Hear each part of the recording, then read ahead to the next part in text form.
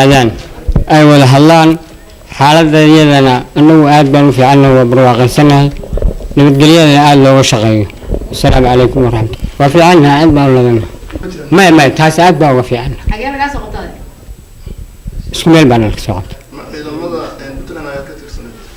ما شعبان. ليه شعبان يعني.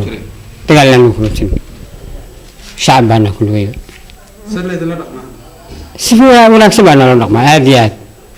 واحد جديلا ولا متشر الناس. تدك الشعب كهو سعون كرا. ما ها إن ملك اللي يكون حري. إنه هو شعب يا.